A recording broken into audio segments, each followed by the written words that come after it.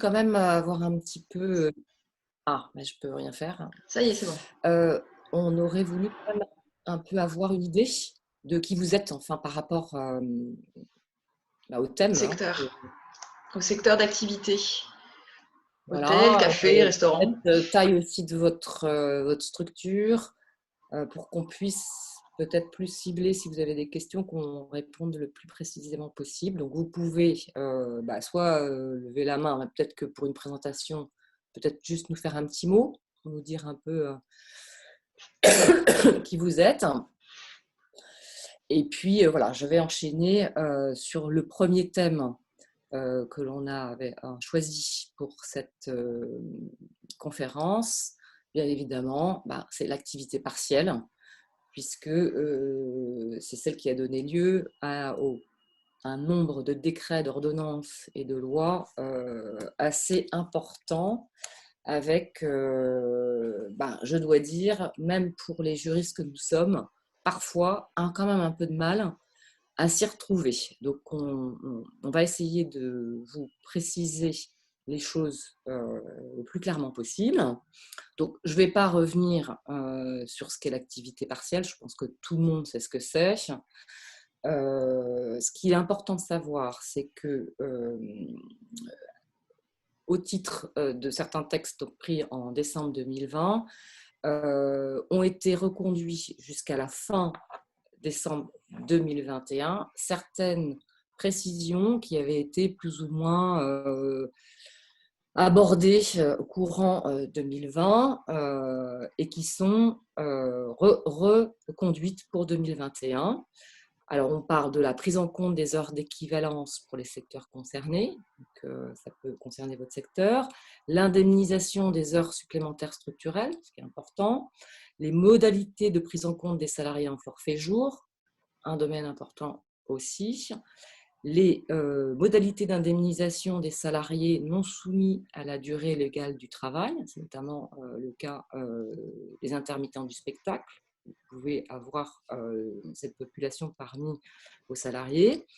La possibilité d'individualisation du placement en activité partielle. Alors ça, c'était un thème très important puisque à la base, l'activité partielle, c'était nécessairement une mesure mise en place dans un cadre collectif. L'obligation pour les salariés protégés, si vous en avez, ils ne peuvent pas refuser d'être mis en activité partielle. Et enfin, le droit pour les salariés à temps partiel à une allocation minimale égale au SMIC. Voilà, donc toutes ces mesures qui ont fait l'objet de différentes précisions en 2020 sont prorogées jusqu'à décembre 2021.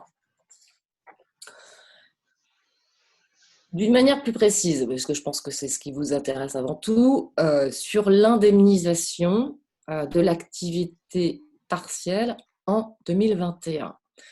Qu'est-ce qui s'est passé? Eh bien, toutes les mesures qui avaient été prises prenaient fin, dans la majorité, à décembre 2020. Comment va se passer 2021?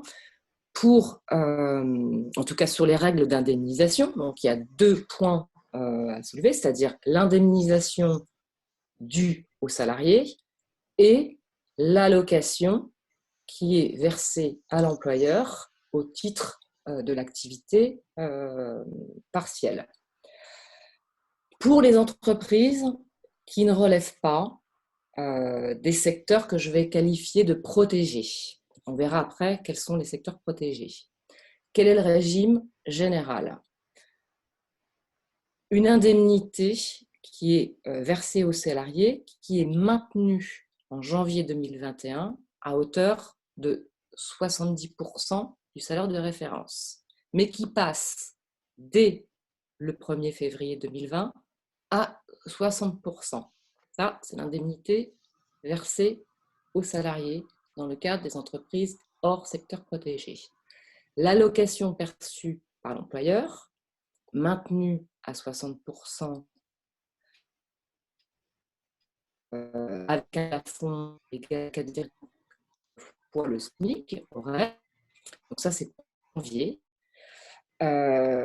allocation qui passe à compter du 1er février 2021 à hauteur de 36% du salaire de référence. Donc, une chute drastique du montant de l'allocation qui est versée à l'employeur pour ses salariés placés en chômage, enfin, en activité partielle. Donc ça, c'est pour le régime général. Mais le gouvernement a prévu des exceptions pour les secteurs dits protégés. Et il faut distinguer là, parmi la foison des dispositions légales, deux secteurs protégés. Alors, je vais dire, je les ai divisés en deux. Il y a les entreprises que j'ai qualifiées de surprotégées, pour lesquelles, là, on a un maintien, une prise en charge à 100% par l'État. Quelles sont ces entreprises dites surprotégées? En premier lieu, il y a les entreprises qui sont fermées sur décision administrative. Donc, ce sont les entreprises qui, en raison de l'activité d'accueil, leur activité principale est une activité qui implique l'accueil du public et qui font l'objet d'une décision administrative de fermeture, qu'elle soit totale ou partielle. Donc, pour ces entreprises-là, il n'y a pas de conditions de chiffre d'affaires, etc. Il y a nécessairement une prise en charge à 100% par l'État, et je reviendrai sur les éléments de cette prise en charge. Deuxième type d'entreprises qui sont donc dans mes entreprises qualifiées de surprotégées, celles qui sont soumises à des restrictions territoriales, qui, elles, là, doivent justifier pour bénéficier de la prise en charge à 100% de l'État d'une condition de baisse du chiffre d'affaires à hauteur de 60%. Troisième type d'entreprise surprotégée, alors là, c'est un peu particulier, c'est les entreprises qui relèvent de zones dites de chalandise, des stations de ski, avec une activité impliquant l'accueil au public. Pour ces entreprises également, il y a une condition de justificatif de baisse du chiffre d'affaires qui est d'au moins 50%. Donc, ces trois types d'entreprises que je qualifie de surprotégées bénéficient de quel régime? 1. L'obligation de verser à leurs salariés une indemnité d'activité partielle qui est égale à 70% du salaire de référence, donc ce qui existe déjà aujourd'hui, limité toujours à 4,5% du SMIC horaire, ce qui équivaut à environ 32,29 € maximum, et une allocation perçue donc, par l'État à hauteur de 70%. C'est pour ça que je qualifie ces entreprises de surprotégées, puisqu'il y a une prise en charge de 100% du coût par l'employeur de l'activité partielle. Pour ces entreprises, ce régime privilégié devrait en principe perdurer jusqu'au 30 juin 2021. Après le 30 juin, donc à partir du 1er juillet 2021, même si vous êtes une entreprise surprotégée, sauf à ce qu'il y ait une évolution et des changements par décret du gouvernement, à partir du 1er juillet 2021, vous, si vous rentrez dans ces entreprises surprotégées, vous rentrez dans le régime normal, c'est-à-dire, en réalité, l'obligation de verser, si vous êtes toujours en chômage, enfin en activité partielle, l'obligation de verser une indemnité à hauteur de 60% à vos salariés, mais une prise en charge à hauteur de 36%. Donc voilà pour les entreprises que je qualifie de stratégiques. Ensuite, nous avons celles que j'ai qualifiées simplement de protéger.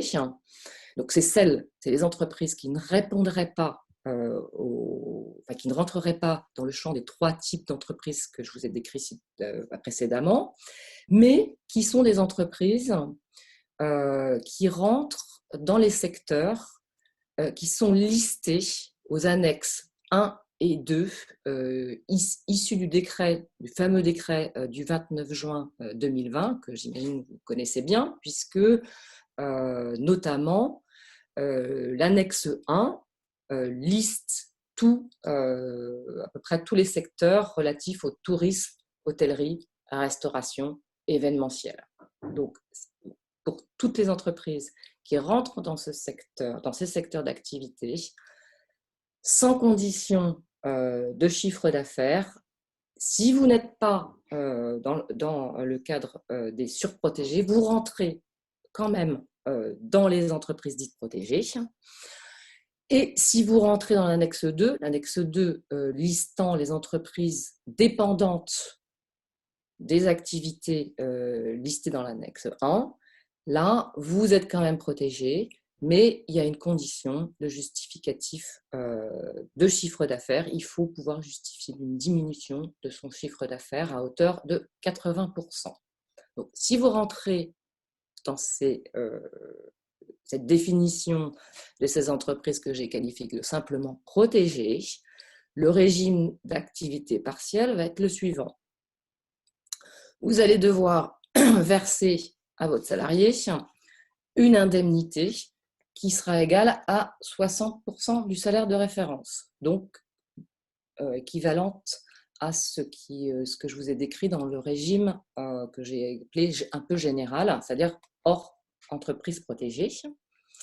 Et l'allocation que vous allez percevoir de l'État sera à 8%. Donc là, vous êtes quand même dans une On n'a pas entendu le pourcentage, Bénédicte. 60% du salaire de référence au titre de l'indemnité qui devra être versée aux salariés est pris en charge par l'État à hauteur de 60%. Donc, on est quand même dans une prise en charge à 100%, comme dans les entreprises que j'ai qualifiées de surprotégées. En revanche, cette mesure n'est applicable que jusqu'au 31 mars 2021. Donc, à partir du 1er avril, sauf changement du gouvernement, si vous rentrez dans cette catégorie, vous allez rentrer dans le régime que j'ai appelé général, et donc vous ne serez plus indemnisé qu'à hauteur de 36% du salaire de référence, alors que vous devrez verser une indemnité à hauteur de 60%. Je ne sais pas s'il y a des questions, c'est un peu technique. Vous avez le droit de lever la main. Bon, donc je poursuis.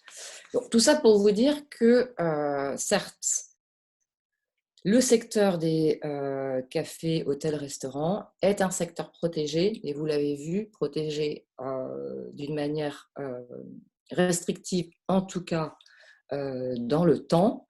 Et c'est une restriction temporelle quand même qui est réduite, ce qui devrait vous inciter à réfléchir peut-être à des modalités autres de gestion de votre masse salariale, puisque vous êtes en fait dépendant complètement des décisions gouvernementales sur les taux de prise en charge, les taux d'indemnisation, etc.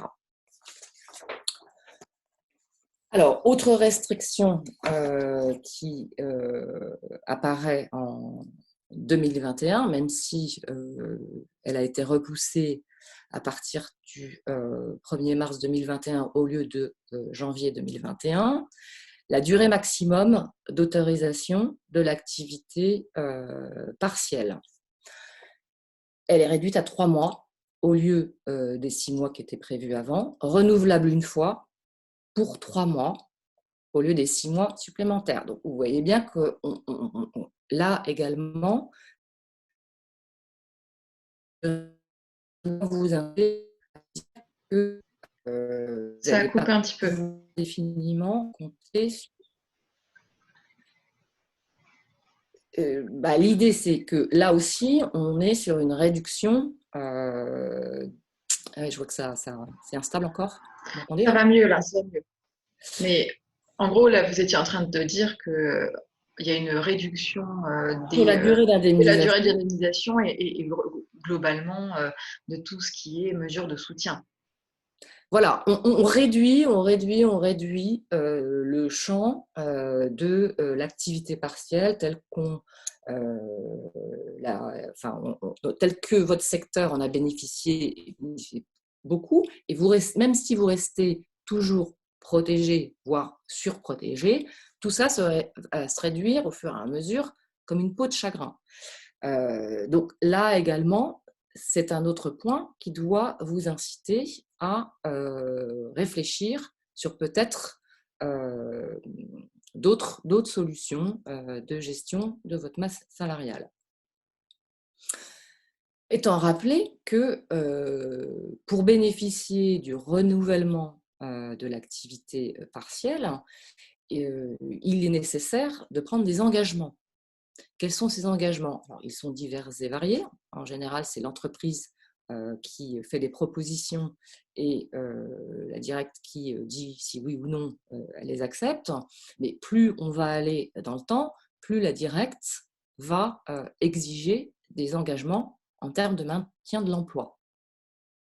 Donc, là également, ça doit vous inciter à réfléchir comment vous allez gérer votre activité en 2021, en dépit des restrictions et de la crise sanitaire. Enfin, dernier point que je voulais évoquer sur l'activité partielle normale, on va dire, le régime social de l'indemnité qui est versée aux salariés. Donc, la loi de finances de la sécurité sociale pour 2021 on va dire, confirme, en tout cas, solidifie jusqu'à fin 2021, le fait que cette indemnité, en tout cas dans son montant qui correspond à l'indemnité légale, donc soit 60%, soit 70% du salaire de référence, n'est pas soumis à cotisation de sécurité sociale. Cette indemnité n'est soumise qu'à la CSG-CRDS à hauteur d'un taux privilégié qui est de 6,7% de 98,25% de l'indemnité. Ça, c'est pour l'indemnité si vous ne versez à votre salarié pas plus que l'indemnité minimum qui est prévue par les textes. Pour l'indemnité complémentaire, s'il y en a une le cas échéant, la loi de sécurité sociale vient là aussi préciser que il va falloir faire un petit calcul indemnité légale plus indemnité complémentaire et il n'y aura d'exonération que dans la limite d'un total qui ne pourra excéder 3,15 fois le SMIC. Tout ce qui sera versé au-delà de ce montant sera considéré comme du revenu et donc soumis en totalité pour ce supplément à cotisation de sécurité sociale. Donc c'est un élément important puisqu'en termes de coûts, bien évidemment, on n'est pas sur les mêmes montants, bien évidemment. Donc voilà, les quatre points que je voulais préciser sur l'activité partielle que j'ai qualifiée de normale. Tout ça pour vous dire que c'est un système, certes très généreux, mais qui est limité dans le temps, qui ne pourra pas perdurer puisque vous avez bien conscience que, et vous avez dû d'ailleurs en subir un peu les conséquences, les robinets se ferment et vous avez dû être confronté pour une grande partie à plus obtenir, en tout cas dans les temps, le versement de vos actions activité partielle. Donc, quelles sont les perspectives autres que cette activité partielle, bon, limitée? Eh bien, il y a un système dont vous avez certainement dû entendre parler, puisque notamment votre branche a essayé, a négocié et a conclu un accord en la matière. C'est ce qui s'appelle l'activité partielle de longue durée. Donc malheureusement, l'accord négocié dans les HCR a fait l'objet d'une opposition du syndicat FO, et à ma connaissance, pour le moment, l'accord n'a pas été encore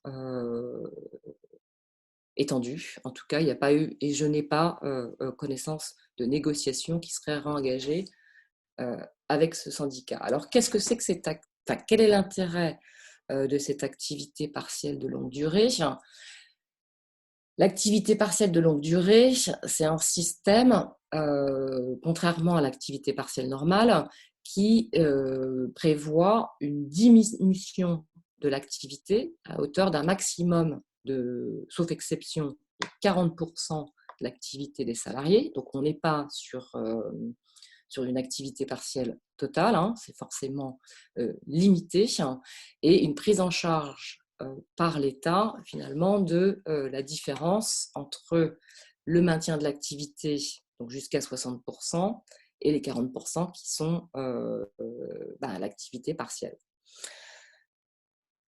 Ce type de process nécessite vraiment une anticipation de l'activité de l'entreprise, puisque même si un accord de branche venait à naître au sein de la branche des HCR, il faudra chaque entreprise, de mettre en place un espèce de dispositif de prévisionnel sur l'activité telle qu'elle est envisagée dans le cadre des activités partielles, qui peut s'étendre jusqu'à 36 mois.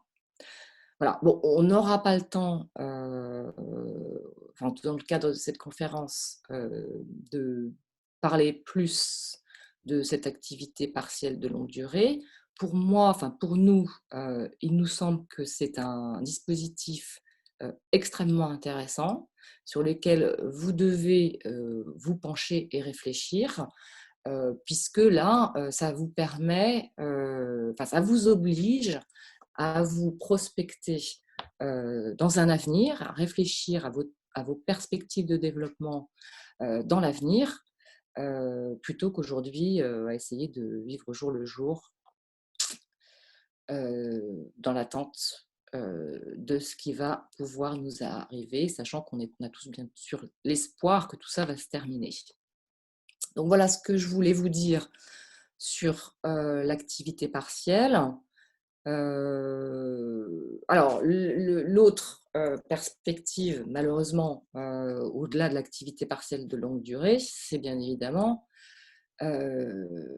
malheureusement, peut-être des licenciements, donc des réductions d'effectifs. C'est le deuxième volet, beaucoup moins, me semble-t-il, positif que l'activité partielle de longue durée. Que vous dire sur le licenciement économique? Eh bien, la situation du Covid-19 n'a absolument rien changé. Enfin, en tout cas, il n'y a pas de règles spécifiques en matière de gestion des licenciements économiques liés à la crise du Covid. Pour pouvoir justifier des licenciements qui auraient une base économique, eh bien, il va falloir répondre à la définition posée par le Code du travail sur qu'est-ce qu'un motif économique.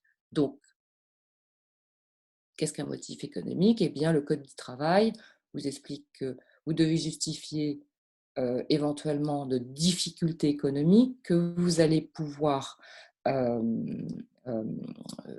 démontrer en faisant sur plusieurs indices que vous donne le Code du travail, et notamment ce qui me paraît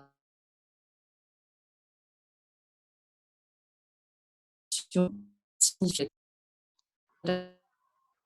voire de votre trésorerie, voire Il y a une eu un baisse petit de problème de commande. connexion, Bénédicte. Et alors à partir d'où?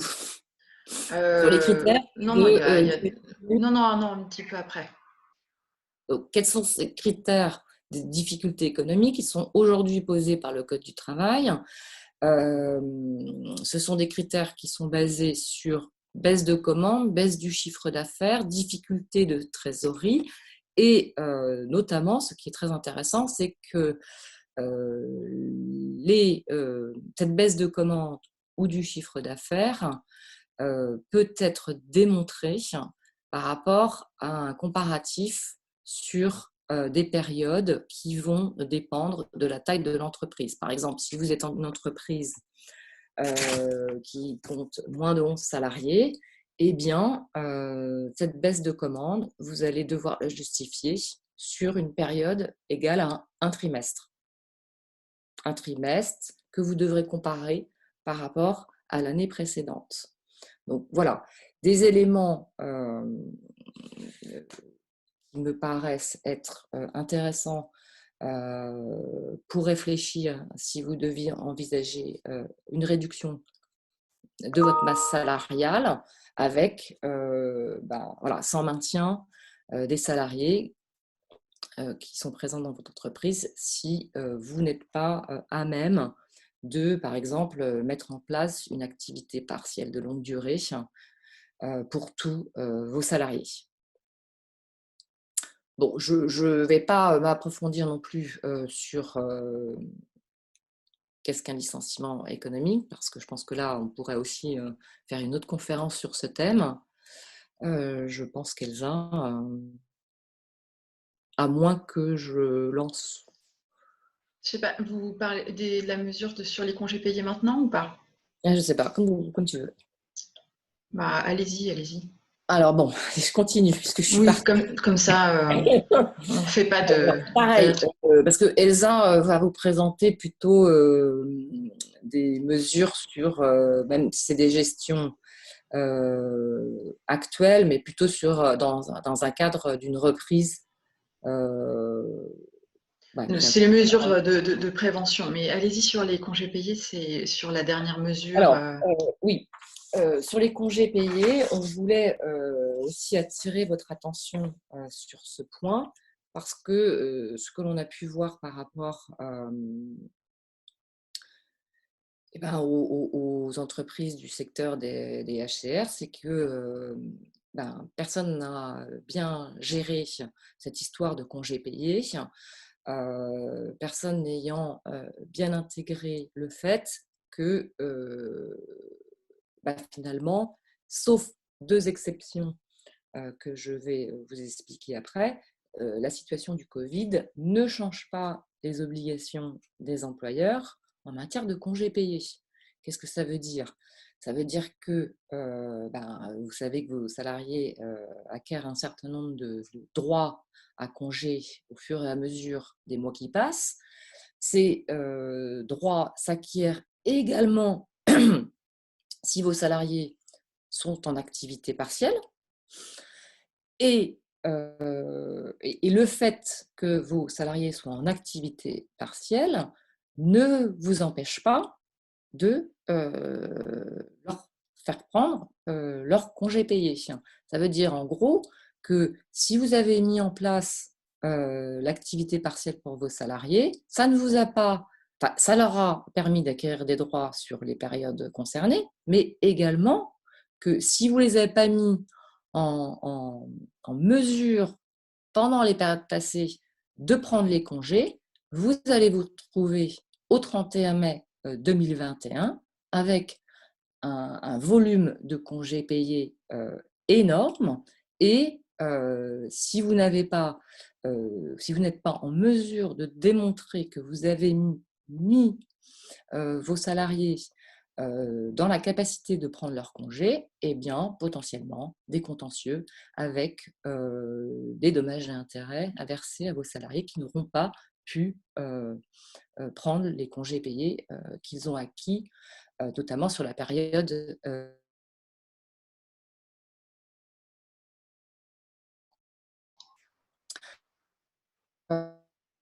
exception Ça par a coupé, rapport à cette Bénédicte. mesure. Ça a coupé quand vous disiez par rapport à la période de prise de congé, c'est ça, hein? Oui, puisque La période de prise de congé qui est au au 31. 31 mai 2021, vous êtes censé avoir liquidé tous les congés payés que vos salariés ont acquis au titre de la période 2019-2020. Sachant que depuis juin 2020, ils ont acquis tous les mois 2,5 jours ouvrables de congés payés. Donc, si vous n'avez pas déjà commencé à permettre à vos salariés d'être en congé, vous allez vous trouver avec un nombre de congés payés à fin mai 2021 absolument énorme et surtout des contentieux potentiels pour vos salariés qui n'auront pas pu, que vous n'aurez pas mis en position de prendre les congés payés en question. Alors, qu'est-ce qui a été mis en place un peu de manière spécifique au titre de cette période du Covid? Premier dispositif,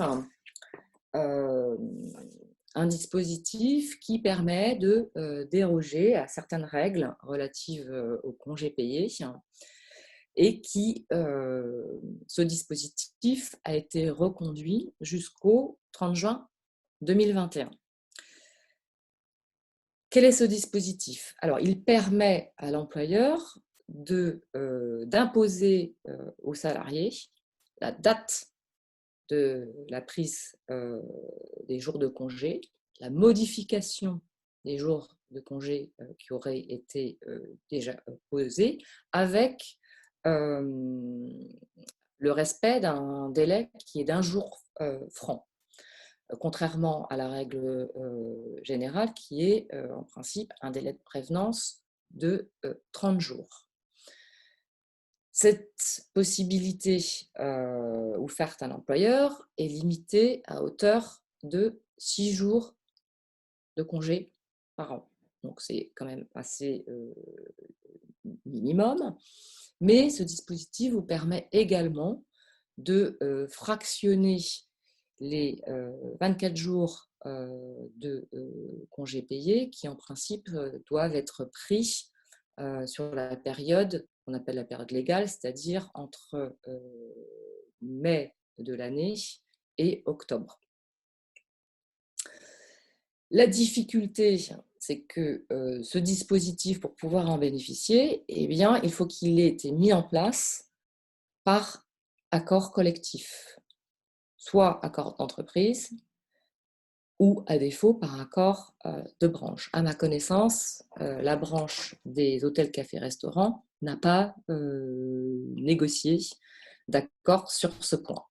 Donc, ça signifie que pour pouvoir bénéficier de ces mesures quand même qui vous donnent une certaine souplesse dans la gestion des congés, il faut avoir négocié un accord au sein de votre entreprise. Deuxième dérogation, alors là c'est moi ce que j'appellerais un petit peu, alors je suis navrée de le dire comme ça, mais la tarte à la crème, c'est le décret du 31 décembre 2020 qui permet à certains secteurs, et notamment les hôtels, cafés, restaurants, de pouvoir obtenir une aide au titre de congés payés qui seraient pris par leurs salariés entre le 1er et le 20 janvier 2021. Bon, alors, nous sommes le 14 janvier aujourd'hui, donc j'ai envie de vous dire, c'est un peu tard pour pouvoir mettre en place tout ça. Et pourquoi c'est tard? D'abord parce que la mesure d'aide, elle se limite à 10 jours de congé, que pour pouvoir imposer aujourd'hui à vos salariés des congés payés au titre de cette période, il faudrait, sauf à ce que vous ayez négocié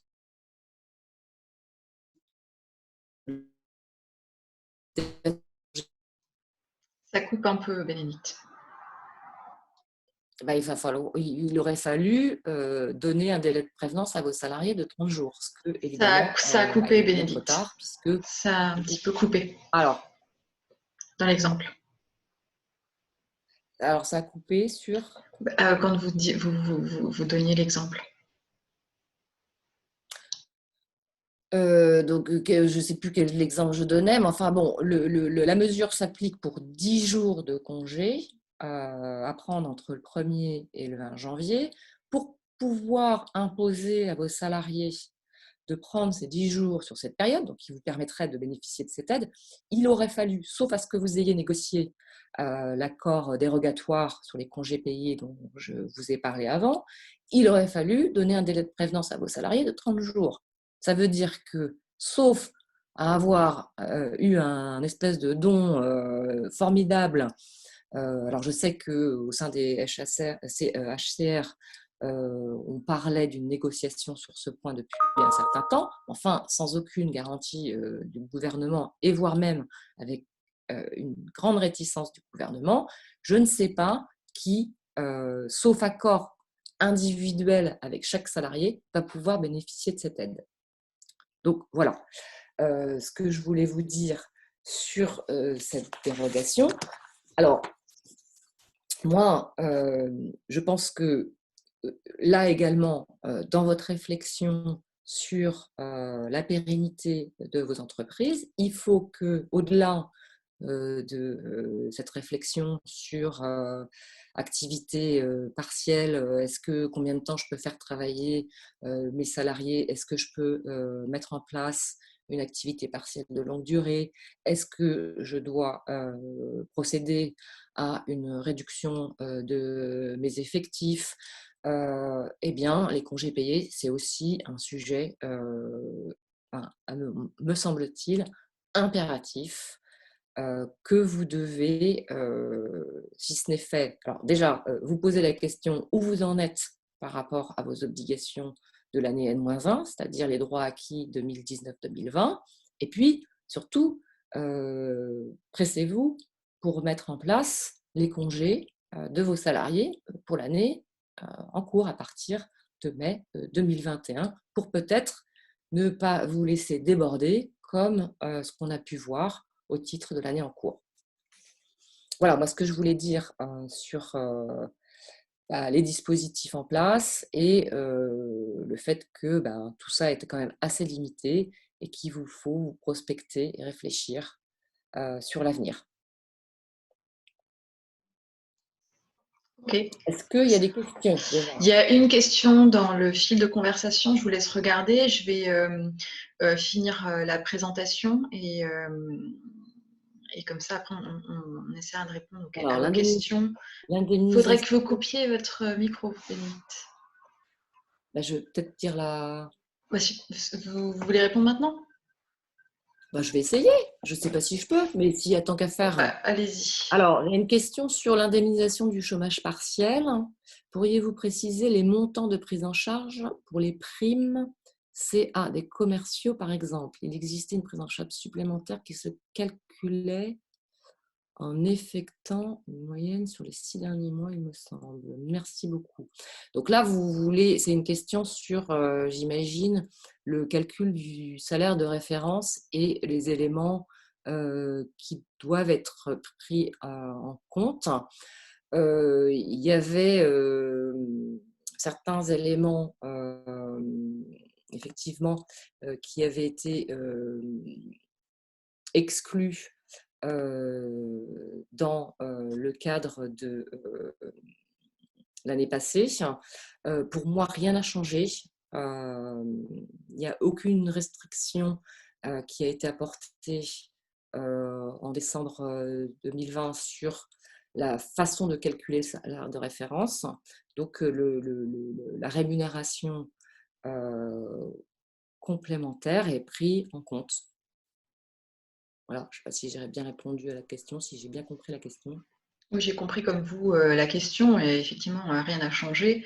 L'assiette reste la même, on intègre le variable, on fait un calcul, une moyenne de mémoire sur les 12 derniers mois avant la mise en place de l'activité partielle pour avoir le salaire de référence.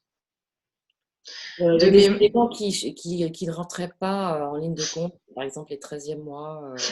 Oui, oui, mais si je comprends bien la question, c'est une prime sur chiffre d'affaires, donc c'est un variable périodique. Oui. Bon, moi je vois pas. En tout cas, rien n'a changé. Je crois que ça a même été pérennisé par le décret de novembre, De oui, novembre, octobre oui. ou novembre, enfin, des décrets de fin d'année. C'est OK, Bénédicte? Bah oui, est-ce OK. qu'il y a d'autres questions? Ben, on verra. Ah, merci beaucoup, c'est ça. On a répondu à la question. Je vais passer à la partie de la présentation. Alors, je vais essayer de vous partager à l'écran PowerPoint. J'espère que ça va marcher. Alors, je ne sais pas si vous voyez. Bénédicte, c'est bon? Si, c'est bon. OK. Donc, dans le cadre de la gestion des ressources humaines, dans le cadre de cette crise sanitaire, vous avez malheureusement, on a tous un peu l'habitude. Dans le cadre des HR, vous avez eu à subir des réouvertures, enfin des reconfinements suivis d'ouvertures et de reconfinements. Dans ce cadre-là, vous avez mis en place très certainement, notamment grâce à vos chambres syndicales de votre activité professionnelle, des protocoles sanitaires, notamment pour l'accueil du public. Il y a un autre volet à ces obligations de protection et de la santé des personnes, c'est le volet qui concerne vos salariés. Puisque voilà, comme vous le savez, je le rappelle quand même très rapidement, tout employeur est tenu d'une obligation générale de sécurité et de protection de la santé de ses salariés. Et dans ce cadre-là, il doit mettre tout en œuvre afin d'assurer la sécurité et protéger la santé physique et mentale des salariés. C'est le Code du travail. Dans le cadre de la crise sanitaire, l'employeur a donc par conséquent l'obligation de se tenir informé de la situation sanitaire et l'obligation de prendre en compte la réglementation spécifique à la situation sanitaire et notamment les recommandations gouvernementales. Le gouvernement, dans ce cadre-là, a rédigé un protocole national de mesures pour assurer la santé et la sécurité des salariés face à l'épidémie de Covid. Ce protocole national, vous le savez, est à disposition sur le site notamment emploi du ministère du Travail, là, emploi.gouv. Je vous voilà, si vous ne l'avez pas pris connaissance de ce protocole, je vous encourage à le faire pour les raisons que je vais vous exposer plus tard. Autre élément, les salariés, on le rappelle, hein, ils doivent également se conformer aux instructions, ils ont quand même des obligations. Vous avez l'obligation de mettre en place des mesures de protection et les salariés, en contrepartie, doivent se conformer aux instructions de l'employeur et respecter les consignes sanitaires. À défaut, ils s'exposent à une sanction disciplinaire pouvant aller jusqu'au licenciement. Cette présentation un peu générale se poursuit par un petit rappel concernant la responsabilité qui pèse sur chaque employeur s'il ne met pas en place les mesures suffisantes et adéquates de protection de la santé de ses salariés. Il y a un risque pénal avec éventuellement la responsabilité pénale de l'employeur engagé en cas d'exposition des salariés au Covid sur le lieu de travail ou lorsque les mesures de protection sont inexistantes ou insuffisantes. Donc, c'est dans le cadre de tout ce qui est délit, ce qu'on appelle des délits non intentionnels, notamment de mise en danger, à partir du moment où il y a une imprudence, un manquement à une obligation spécifique de sécurité, on peut rentrer dans le cadre d'une qualification pénale et la responsabilité pénale est engagée. Une disposition du Code du travail également rappelle que la responsabilité pénale peut être engagée dans le cadre d'une méconnaissance d'une réglementation en matière de santé et de sécurité au travail. C'est une amende délictuelle de 3 750 €. La responsabilité civile, c'est plutôt dans le cadre de la réparation du préjudice subi par un manquement de l'employeur à ses obligations de sécurité et de protection de la santé. Évidemment, tout ça, c'est dans le cadre d'un contentieux. Malheureusement, le Covid peut avoir des conséquences extrêmement graves sur la santé des salariés. Si vous avez un salarié dans ce cas-là, il vaut mieux avoir anticipé et mis en place toutes les mesures nécessaires pour ne pas voir sa responsabilité engagée. Évidemment, c'est en annexe, hein, puisque c'est pas qu'une annexe, puisque la responsabilité pénale, c'est extrêmement lourd. Outre le drame humain, il y a un drame également potentiellement économique et personnel pour l'employeur, puisque l'enchaînement judiciaire et juridique peut être assez important. Sur les mesures à mettre en place dans le cadre de cette crise sanitaire. Alors, il faut désigner un référent Covid-19 et en informer les salariés, c'est-à-dire qu'il faut informer les salariés de qui est ce référent Covid et de son rôle et de comment le joindre. Donc, dans les petites structures, généralement, ça va être le dirigeant. Dans les plus grosses structures, ça peut être une autre personne. Ce référent Covid, il va notamment avoir des missions d'information régulières des salariés sur les mesures de protection à respecter, les mesures sanitaires à respecter, et également un rôle dans le cadre d'un salarié symptomatique sur le lieu de travail. Deuxième mesure, alors il faut établir un protocole ou autre, ou des notes de service, peu importe la forme que ça prend, mais en tout cas, par précaution, par écrit, il faut mettre à jour ou établir ces mesures de prévention pour assurer la santé et la sécurité des salariés. Évidemment, ces mesures de prévention doivent être adaptées à l'activité très spécifique de l'entreprise, afin de réduire au maximum, voire supprimer les risques d'exposition au virus. Je vous ai mis quelques exemples, mais vous les connaissez, je pense, déjà. C'est tout ce qui est mesures de distanciation, le port du masque, de visière, le rappel des gestes barrières, une aération, la mise en place de zones de courtoisie, ce genre de sas, les fréquences de nettoyage, éventuellement le télétravail pour ceux qui le peuvent, des modalités d'organisation du travail qui mettent en place des étalements d'horaires de départ et d'arrivée des salariés afin de limiter l'affluence dans les transports en commun, mais également de limiter les interactions entre les salariés dans l'entreprise, dans les locaux. Voilà, je vous ai mis une liste, mais évidemment, ce n'est pas exhaustif. Il faut également prendre en compte, dans le cadre de ces mesures de protection, les salariés considérés comme étant vulnérables.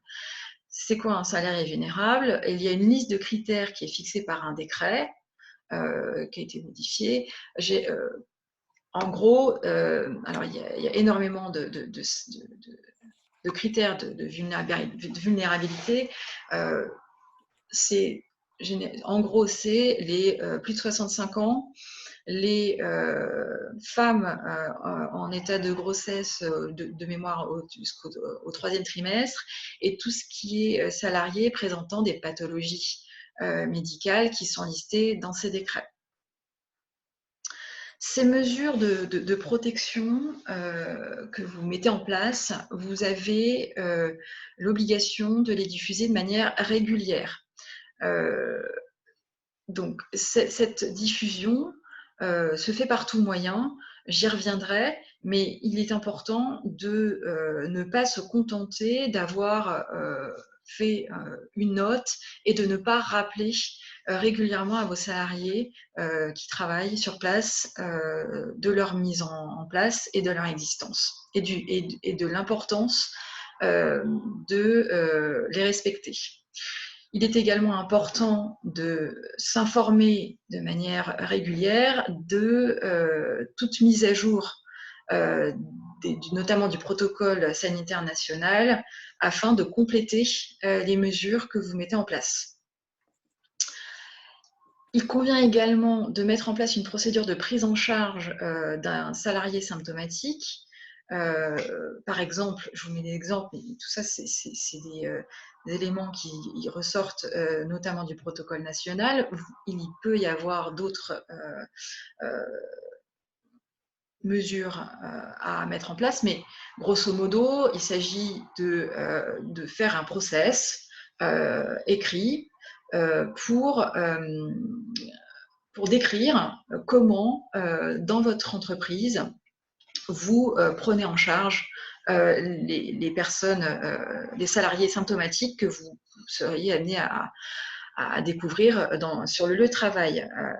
Il y a tout un pan lié à tout ce qui est désinfection des locaux. Il convient également de prévoir les modalités d'isolement du salarié dans le local de l'entreprise, et notamment de limiter les interactions avec les autres salariés que vous avez sur les lieux de travail. Organiser son retour à domicile et ne pas oublier de prendre contact avec le service de la santé au travail qui effectuera avec vous tout un travail d'identification des cas contacts. Pour vous aider à mettre en place des mesures adaptées en matière de protection de la santé des salariés, vous avez donc le guide qui est le protocole national pour assurer la santé et la sécurité des salariés en entreprise face à l'épidémie de Covid, que vous trouvez sur travail-emploi.gouv. Alors, il s'agit de simples recommandations. Le Conseil d'État, dans un arrêt du 19 octobre 2020, l'a rappelé. Donc, ça n'a pas de force contraignante.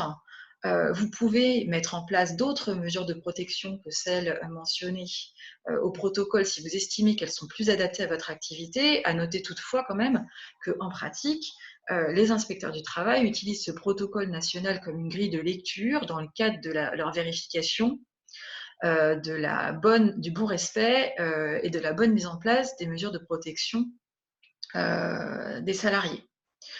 Vous avez également les fiches métiers diffusées par le ministère du Travail. Vous en avez certainement entendu parler, puisque lorsqu'il y avait de mémoire eu la question du déconfinement, beaucoup notamment de chambres patronales s'étaient mis à la tâche d'établir des fiches métiers afin de montrer au gouvernement que les professionnels mettaient en place toutes les mesures nécessaires et utiles pour lutter contre la propagation du Covid. Ces fiches métiers sont toujours d'actualité et elles n'ont pas été vraiment mises à jour, mais bon, à voir. Vous avez également comme guide éventuellement tout ce qui est soutien et recommandations de la part de votre chambre syndicale professionnelle. qui, en tout cas pour certaines chambres, font un travail très important de veille juridique et de soutien à leurs adhérents dans ce cadre-là. Alors les formalités. On doit mettre en place des mesures de protection. Concrètement, quand j'ai réfléchi à ce que je dois mettre en place, concrètement, qu'est-ce que je dois faire? Déjà, première chose très concrète et très procédurale, c'est l'obligation de la mise à jour de votre document unique de l'évaluation des risques. L'objectif, c'est d'anticiper les risques, notamment par rapport à l'aménagement des locaux que vous envisagez dans le cadre de la réouverture ou autre. Ça doit contenir le risque de contamination Covid-19 avec une identification des situations de travail à risque, les situations à risque identifiées dans son entreprise, avec une analyse in concreto, au cas par cas, donc chez vous, des conditions d'exposition des salariés sur leur lieu de travail. Donc, tout ça doit être décrit. La proportion des salariés concernés, donc votre masse salariale, et les mesures préventives mises en place. Et c'est là que vous allez écrire et décrire toutes les mesures que vous mettez en place dans le cadre de votre obligation de prévention. Par exemple, les mesures permettant aux salariés de respecter les gestes barrières sur le lieu de travail, la mise à disposition de gel hydroalcoolique, des masques, des visières, des papiers à usage unique dans les sanitaires, des choses comme ça. Le rappel des gestes barrières par tout moyen, alors, évidemment, c'est très bien de le dire à l'oral, mais il faut le répéter et réitérer cette information aux salariés. C'est dans le cadre des mesures de prévention qui vous incombent, notamment par voie d'affichage, par email, éventuellement des formations, des choses comme ça. Autre mesure préventive mise en place et à mettre dans le document unique, c'est toutes les mesures que vous mettez en place pour limiter les regroupements des salariés, notamment dans vos locaux. C'est un élément important, ça fait l'objet d'ailleurs de la mise à jour du protocole national qui est mis en ligne sur le site du ministère du Travail. Un élément supplémentaire dans ce protocole national vous enjoint, ou vous recommande plutôt, de mettre fin aux possibilités des salariés de se regrouper sur le lieu de travail. Limiter les contacts des salariés entre eux, voire avec la clientèle, en tout cas mettre des mesures spécifiques pour limiter les risques de contamination.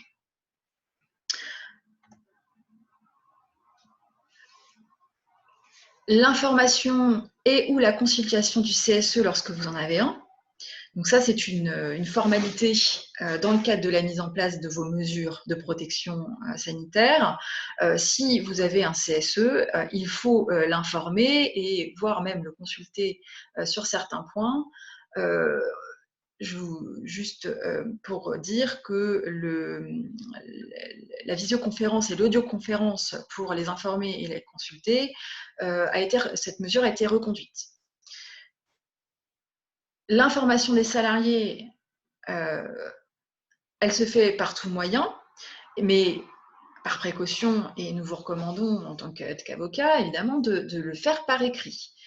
Par la voie d'une note de service, d'affichage, email, circulaire, peu importe, un guide de bonnes pratiques que vous mettez en place, un protocole sanitaire que vous rédigez en tant que tel dans le cadre dans votre entreprise, une diffusion régulière des informations sur les règles sanitaires à respecter et préconisées.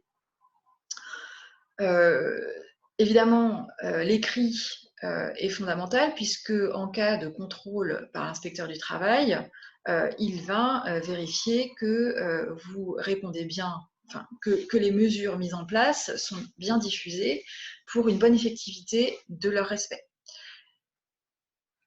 Vous avez également, dans ce cadre, dans le cadre de votre obligation de sécurité et de mise en place de mesures de prévention, de facto une obligation de vous informer de toute modification, notamment du protocole national, et de toute évolution réglementaire en la matière. Donc vous devez, en gros, faire une veille juridique sur ces points. Par exemple, le protocole national, il est régulièrement modifié. Par exemple, depuis le 29 octobre 2020, je vous mets cet exemple-là, il y a une préconisation supplémentaire, l'employeur doit informer les salariés de l'existence de l'application Tous Anti-Covid. Et en plus, on doit leur expliquer de l'intérêt de son activation sur le lieu de travail, pendant les horaires de travail. Donc, par exemple, ça c'est une recommandation du protocole national qui a été ajoutée le 29 octobre 2020. Le protocole national a été une nouvelle fois modifié le 6 janvier dernier, donc il y a quelques jours, sur des nouvelles recommandations. Notamment cette histoire de possibilité pour l'employeur, à ses frais évidemment, de proposer aux salariés volontaires de se faire tester au sein d'entreprises, évidemment dans le respect du secret médical.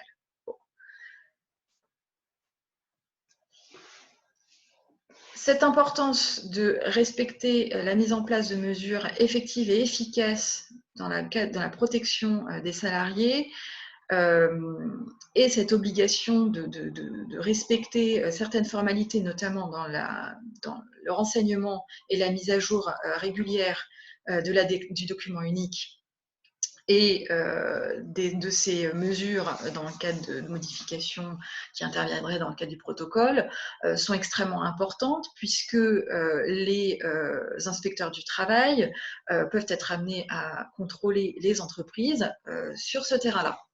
Une instruction du 3 novembre 2020 du ministère du Travail a d'ailleurs été adressée au service de l'inspection du travail pour leur rappeler de poursuivre leur mobilisation dans le cadre de la crise sanitaire. Alors, selon cette instruction, c'est dans le cadre de l'accompagnement des entreprises, dans le cadre de la mise en place d'un protocole de santé, de protection de la santé des salariés. Évidemment, il y a de l'accompagnement, mais pas que. C'est aussi dans le cadre d'un contrôle sur place ou d'un contrôle sur pièce ou autre. Donc, l'idée, évidemment, que l'inspection du travail va peut-être dans un premier lieu vous faire des recommandations, voire des mises en demeure de mettre en place telle ou telle mesure dans le cadre de la crise sanitaire. C'est quand même mieux quand on a déjà mis en place les mesures qui vont bien, dans la mesure où, même si on a des mises en demeure, on n'est jamais à l'abri d'être sanctionné par des contraventions qui seraient prononcées dans le cadre d'un contrôle par l'inspection du travail. Dans cette instruction du ministère du Travail, le ministère du Travail dit aux inspecteurs du travail, vous aurez des points de vigilance, et notamment ressort de ces points de vigilance le protocole national, en fait, comme étant une grille de lecture pour le contrôle du respect de l'obligation de sécurité. Ça veut dire quoi? Ça veut dire que le guide national, ok, très bien, c'est des recommandations qui ne sont pas opposables, qui ne sont pas contraignantes pour les entreprises, mais en attendant, c'est là-dessus que vont se baser les inspecteurs du travail pour vérifier s'il y a bien un respect de l'obligation de sécurité et de protection de la santé des salariés. Donc, s'en inspirer fortement est quand même plutôt pas mal. Ils vont vérifier également, comme point de vigilance, la déclaration, le document unique que vous aurez mis à jour. Donc, c'est pour ça que j'attire votre attention sur l'importance de mettre à jour et de bien rédiger votre document unique. Et il va également vérifier si tout ce qui est process en termes de dialogue social a bien été respecté, notamment lorsque vous avez des représentants du personnel, un CSE, est-ce que vous avez bien pris en compte, vous les avez bien informés ou autre. On apprend dans cette instruction que depuis le début de la crise sanitaire, il y a eu 50 800 interventions avec 336 mises en demeure et 14 procédures de référé pour danger grave et imminent. Bon, à voir les chiffres actualisés dans les mois à venir. Ah, je vais arrêter le partage. Donc, voilà un peu pour vos obligations en matière de protection, des mesures de protection de vos salariés à mettre en place.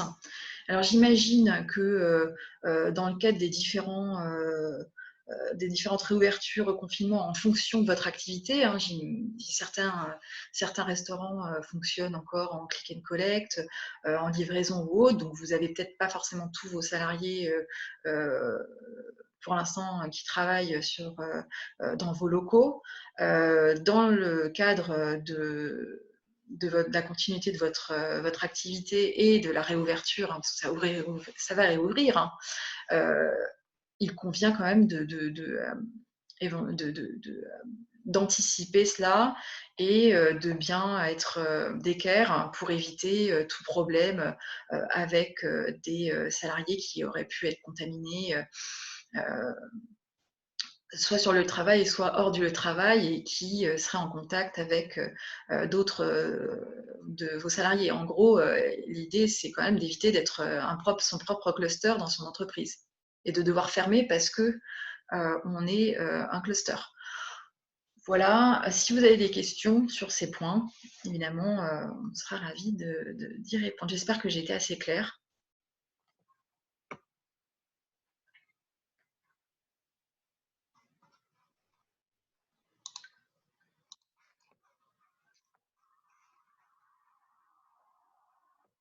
J'entends pas, Bénédicte, ça coupe. Je sais pas, ça coupe, Bénédicte, j'ai pas entendu. Il n'y a pas de questions. Pas... Non, a priori, ça n'appelle pas de questions.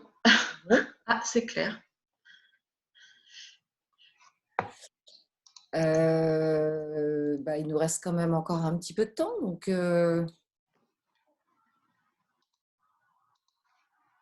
On avait laissé un peu de temps pour les questions.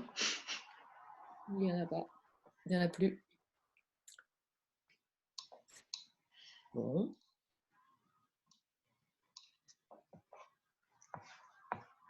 Moi, si je pouvais rebondir sur ton intervention, Elsa, sur l'histoire du protocole national. C'est vrai que ça fait pas mal de polémiques, et notamment sur le caractère contraignant ou non de ce protocole. Là, on a un Conseil d'État qui s'est prononcé en disant que ce n'est pas contraignant.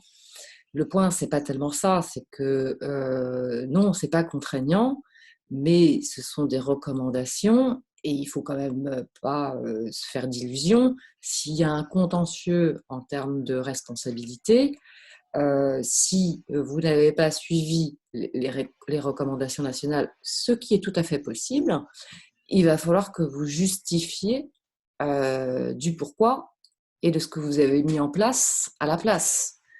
La polémique, elle était surtout sur cette histoire de télétravail à 100%, pour lesquels il y a certains syndicats professionnels qui se sont battus parce qu'ils n'étaient pas d'accord, en justifiant notamment du fait que le télétravail, alors je sais que c'est pas forcément, sauf peut-être pour vos personnels administratifs quand vous avez une entreprise d'une certaine ampleur. Bon, les HCR, c'est vrai que le télétravail, c'est pour ça qu'on n'en a pas parlé. Hein. C'est ça. C'est quand même pas la solution qui va vous sauver aujourd'hui. Mais enfin, c'est pour donner un exemple. Voilà, il y a certaines entreprises qui considéraient que le télétravail à 100% n'était pas adapté. Pourquoi ? Parce qu'on a vu après le premier confinement qu'il y avait des salariés qui avaient développé des risques psychosociaux, enfin des problématiques de dépression, etc. Et que donc c'était pas nécessairement une solution qui Applicable à leur tous. permettait de remplir leurs obligations en matière de responsabilité en termes de sécurité. Voilà. Bon. Donc voilà, ce n'est qu'une recommandation. Il faut quand même bien l'éplucher pour regarder ce qu'il prévoit.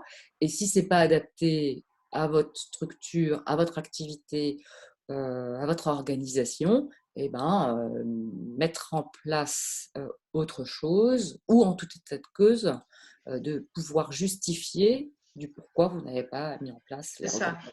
En gros, s'il y avait une chose à retenir, c'est écrivez quand même vos process. Parce que, Voilà, il ne faut pas rester passif. voilà, c'est écrivez vos process. Remplissez votre document unique, c'est en écrit.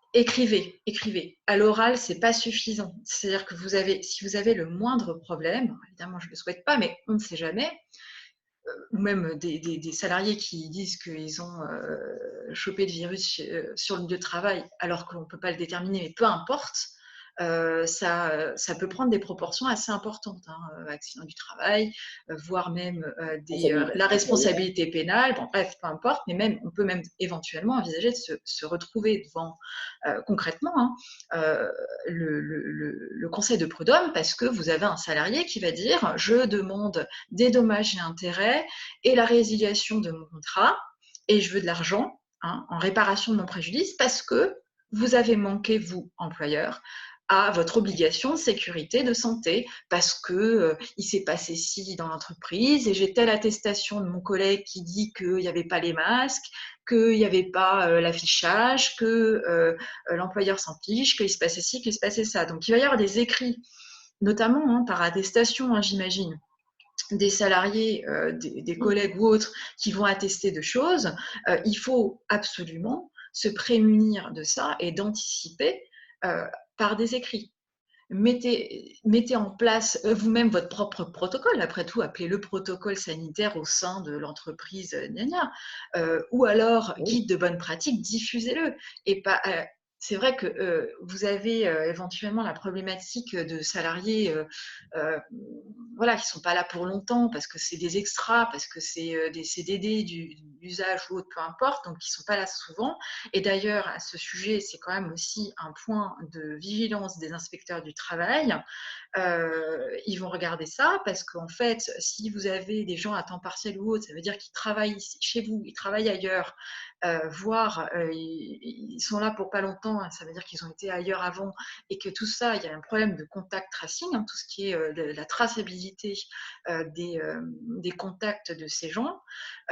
Et donc ça, c'est important pour vous de vous prémunir et de vous protéger pour pas qu'on vous reproche le moindre manquement en matière de santé et de sécurité. Et ça, la seule manière de faire, c'est de toute façon, c'est d'avoir des écrits. Parce que même si c'est un contentieux avec la salariée devant le conseil de prud'homme qui vous réclame de l'argent parce que vous avez manqué à votre obligation, ça, vous en sortirez en ayant des écrits. Des dates de diffusion par email des documents, la preuve que tout le monde était bien informé, la preuve que c'était respecté, qu'il y avait quand même une surveillance comme quoi les salariés respectent bien je sais pas, les gestes barrières, le port des masques, tout ce qui est mesures que vous mettez en place pour la désinfection des locaux, des choses comme ça, mais également des écrits en cas de contrôle par l'inspecteur du travail.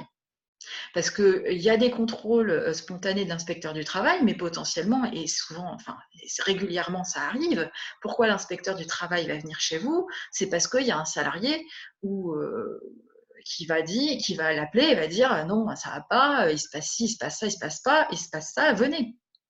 Et c'est comme ça qu'on arrive à un contrôle. Et puis, si on veut pouvoir sortir, notamment pour les restaurants et les fermetures administratives, si on veut pouvoir se sortir, enfin, quand ça va arriver, quand vous allez rouvrir, Il vous faut être allez nickel. forcément être dans le loop des inspecteurs. Comme la dernière fois. C'est sûr et certain. Donc, il faut bien faire les choses pour éviter que le gouvernement dise, voilà, les restaurants…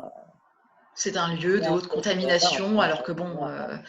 Mais en fait, c'est comme la dernière fois. La dernière fois, ça a été extrêmement débattu, le déconfinement pour la réouverture des restaurants. Mais il y a ce point-là, et il y a aussi votre protection à vous, parce que c'est difficile en ce moment. Vous avez beaucoup de choses à gérer, il y a beaucoup de choses à voir. Les aides sont en train de se tarir. Donc, grosso modo, tout repose sur vous. Et dans ce cadre-là, évidemment, nous, on est avocat, donc ce qu'on vous conseille, c'est quand même de vous protéger, vous, et surtout de protéger votre responsabilité. Parce que si vous réouvrez, très bien, l'activité reprend, et c'est génial, et je suis sûre que ça va arriver. Mais dans l'absolu, on repart, on est endetté. Il faut qu'on refasse cette trésorerie, il faut que ça soit pérenne.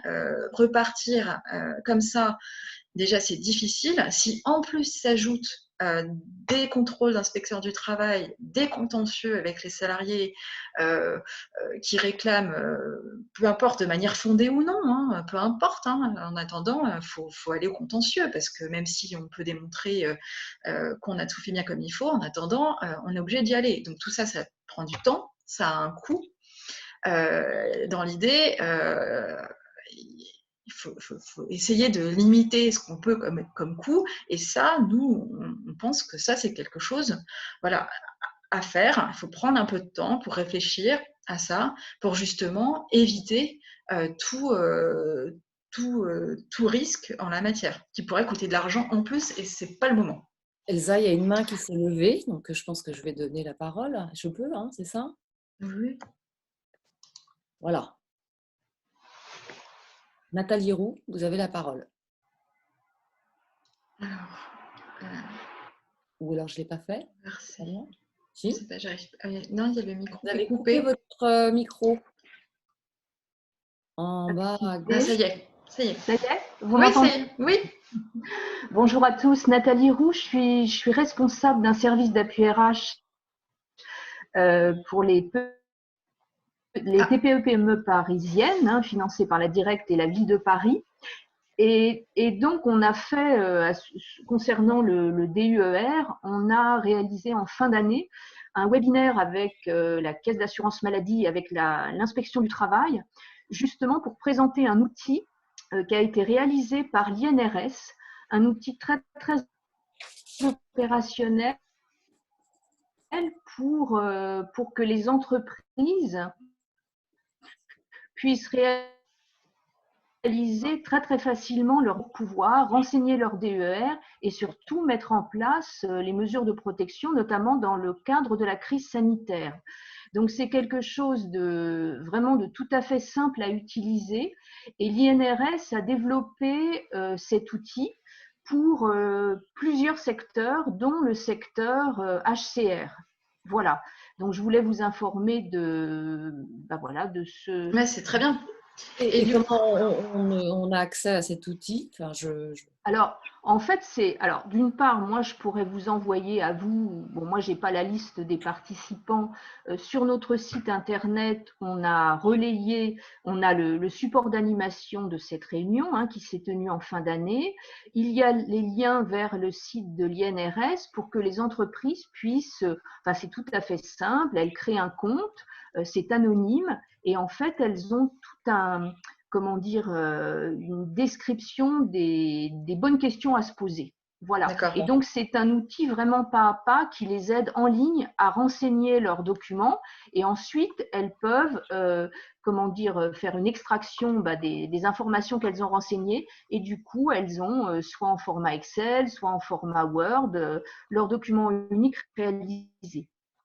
Donc, c'est vraiment tout à fait simple. Je vais vous demander, c'est gratuit? Moi, notre site internet, c'est tout. J'ai regardé la vite fait, effectivement. D'accord. Oui, non, mais c'est important parce que nous, évidemment, on va relayer à des personnes qui pourraient être intéressées, parce qu'effectivement, nous, si vous voulez, nous, cabinet d'avocats, voilà, les documents uniques, c'est pas pas nous qui nous en occupons. Hein, Oui. C'est pas du tout. Bien sûr, bien sûr. Notre. Vérifie éventuellement, mais bon. Voilà, on vérifie, mais bon, c'est pas, on n'a pas de valeur ajoutée particulière, voilà. Mais bon, c'est vrai qu'on rappelle quand même qu'ils ont leurs obligations là-dessus. Avoir un outil simple à utiliser. Mais c'est ça. Et, voilà. Parce qu'au départ, c'est vrai qu'on se dit, oh là là, mon Dieu. Oui, c'est ça. Qu'est-ce que c'est que ce truc? Oui. Comment je vais faire ça? Mais justement, l'intérêt de cet outil, et même l'inspection du travail a insisté là-dessus, c'est qu'au-delà des obligations réglementaires que vous avez parfaitement rappelées, qui sont très très importantes, cet outil très concret permet vraiment de s'approprier cette stratégie de prévention des risques. Voilà, c'est pas seulement de se dire je fais un outil pour répondre aux obligations. Non, c'est vraiment un outil qui est très concret, qui permet de se poser les questions pour s'approprier cette démarche de prévention des risques, tout en étant extrêmement concrète et simple pour une entreprise. Voilà. Merci beaucoup. Je vous en prie. Pouvez-vous rappeler le nom de cet outil? Alors, pour spectateur anonyme. Alors, spectateur anonyme, je n'ai pas le nom de l'outil. En revanche, quand vous tapez sur Internet INRS, et si vous tapez sur Google, c'est INRS DUER, vous allez tomber sur la page du site. Mais Madame Roux, je vous laisse la parole. Ça s'appelle comment? Alors, en fait, si je puis me permettre, donc l'outil s'appelle OIRA. Voilà. Et puis, ce que vous pouvez faire, moi, ce que je pourrais relayer, c'est effectivement vous regardez sur notre site internet. Bon, je ne vais pas vous mettre ça. Enfin, si je peux l'écrire peut-être. Attendez. Quoi, pour OIRA? Alors, attendez, je vais vous mettre si je peux accéder. Oui, l'outil c'est OIRA. Si je pouvais écrire quelque chose. Que je le fasse, je vais peut-être le faire. Oui, mais je ne suis pas sûre que vous puissiez. Alors, l'outil OIRA. L'outil, c'est OIRA. Et je vous donne le lien. Enfin, notre site c'est epec.paris.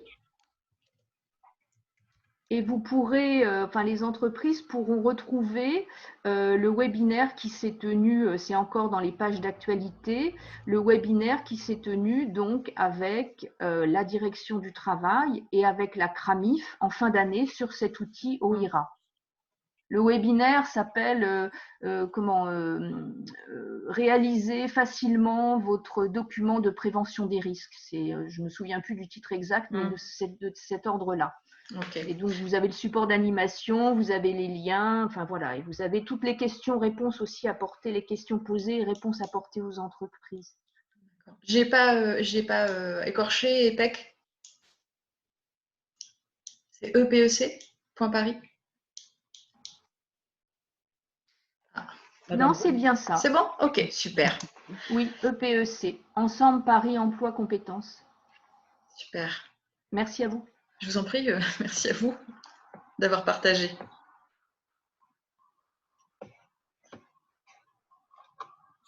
Bon, s'il n'y a pas d'autres questions.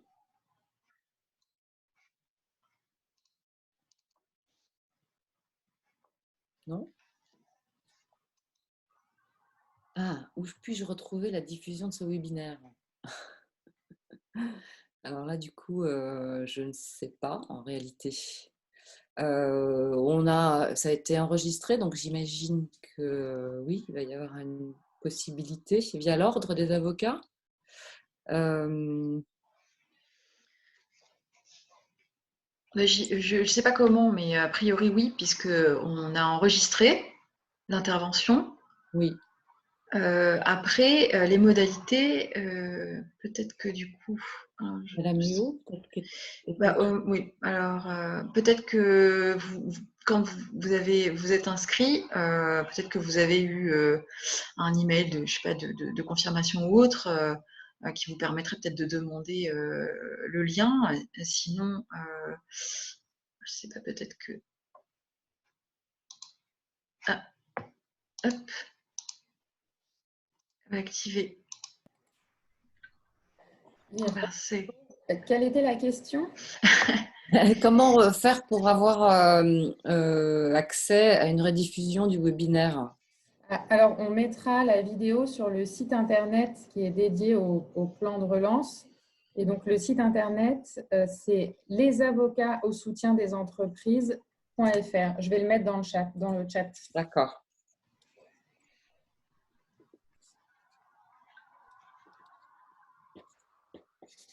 Ok. Bonjour. Une seconde.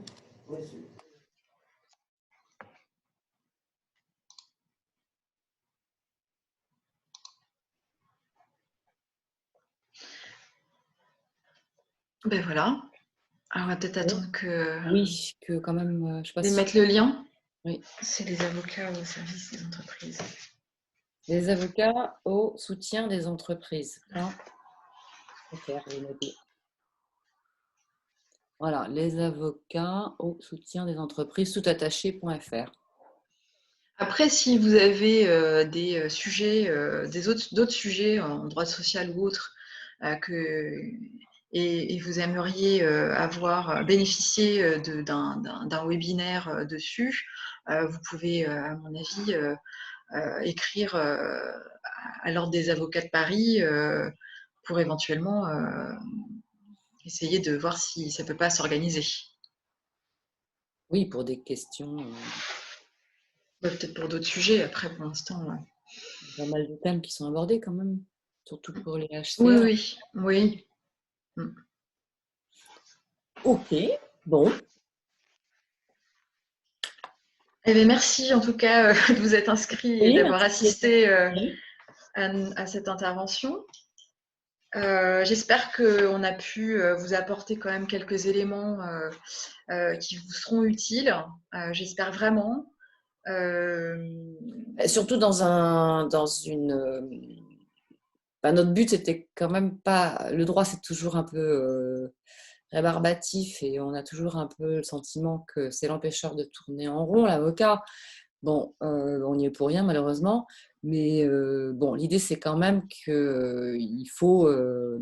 on espère qu'il va y avoir une reprise, qu'elle va arriver dans pas trop longtemps et que voilà, il faut vous y préparer. Et j'espère qu'on vous a donné, en tout cas, des éléments de réflexion positifs pour, voilà, pour enfin, aborder Voilà.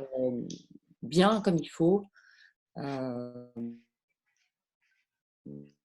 et être rapide. Ça a coupé, Bénédicte. Voilà. Ça a coupé? Merci, au revoir. Bonne journée à vous. Merci, au revoir. Alors, attendez, attends. Il y a une question. Je me suis inscrite à ce webinaire pour les dirigeants d'entreprise. Y a-t-il pas des avocats qui soutiennent les employés de petites entreprises? Alors, Madame Roland, il y a si vous avez besoin de conseils juridiques, évidemment, vous pouvez vous tourner vers un avocat. Si vous n'avez pas les moyens de le faire, il y a l'aide juridictionnelle et il y a également tout ce qui est consultation gratuite. Alors évidemment, je parle sous le contrôle des membres de l'ordre. Il y a des consultations, vous pouvez vous inscrire à des consultations juridiques, notamment via votre mairie ou en ligne. Après, je ne sais pas s'il existe d'autres choses. Je ne sais pas si, Madame Muot, vous avez des pistes pour Madame Roland. Oui, en fait, il y a des consultations gratuites qui sont organisées donc dans le cadre du plan de relance TPE-PME en mairie. Vous avez aussi des consultations en droit du travail par téléphone qui sont organisées par l'Ordre des avocats. Donc, je peux vous donner le numéro de téléphone.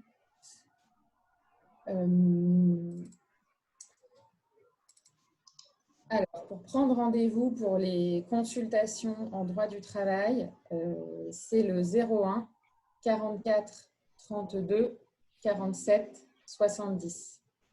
Donc, vous appelez le matin et vous pourrez prendre rendez-vous pour une consultation gratuite par téléphone. Sinon, sur le site de la mairie de Paris, vous avez aussi toutes les consultations en mairie qui sont en présentiel.